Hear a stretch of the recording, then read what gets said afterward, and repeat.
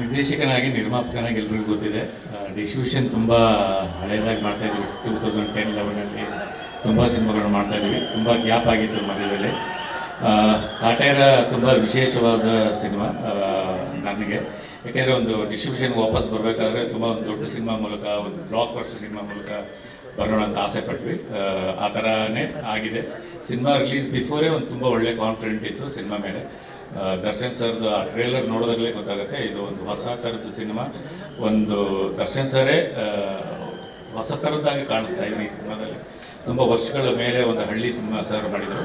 ಒಂದು ಡೆಫಿನೆಟಾಗಿ ಒಂದು ಕಾನ್ಫಿಡೆಂಟ್ ಅಂತ ಇತ್ತು, ಸಿನಿಮಾ ಗೆದ್ದೇ ಗೆಲ್ಲುತ್ತೆ, ತುಂಬ ದೊಡ್ಡ ಬ್ಲಾಕ್ ಬಸ್ಟರ್ ಆಗುತ್ತೆ ಅಂತ. ಇಡೀ ತಂಡಕ್ಕೆ ಶುಭಾಶಯಗಳು. ತರುಣ್ ಸರ್ ತುಂಬ ಅಚ್ಚುಕಟ್ಟಾಗಿ ತುಂಬ ಒಂದು ಒಳ್ಳೆಯ ಸಿನಿಮಾ ಮಾಡಿದ್ದಾರೆ. Darshan sir the best performance cinema ಇದು ಕಾಟೇರದಲ್ಲಿ.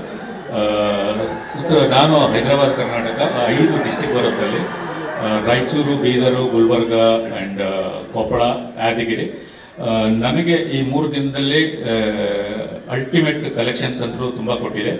ನಾವೇನು ರಾಕ್ಲೈನ್ ಸರ್ಗೆ ಅಮೌಂಟ್ ಅಂತ ಕೊಟ್ಟಿದ್ದೀವಿ, ಆ ಅಮೌಂಟು 1 ವೀಕಲ್ಲೇ ಕವರ್ ಆಗುತ್ತೆ. 2ನೇ ವಾರ ಲಾಭದಲ್ಲೇ ಇರ್ತೀವಿ ಅಂತ ಹೇಳೋಕ್ಕೆ ಇಷ್ಟಪಡ್ತೀನಿ. ತುಂಬ ಒಳ್ಳೆಯ ಸಿನಿಮಾ ಮಾಡಿದ್ದಾರೆ ಇಡೀ ಟೀಮು. ಎಲ್ರಿಗೂ ಒಳ್ಳೆಯದಾಗಲಿ. ದರ್ಶನ್ ಸರ್ಗೆ ಅದ್ಭುತವಾದಂಥ ಒಂದು ಓಪನಿಂಗ್ ಇದ್ದೇ ಇರುತ್ತೆ ಎಲ್ಲ ಸಿನಿಮಾದಲ್ಲಿ. ಅದನ್ನು ಮೀರಿ ಈ ಸಿನಿಮಾದಲ್ಲಿ ಬಂದಿದೆ ಅಂತ ಹೇಳೋಕ್ಕೆ ಇಷ್ಟಪಡ್ತೀನಿ. ಥ್ಯಾಂಕ್ ಯು, ನಮಸ್ತೆ.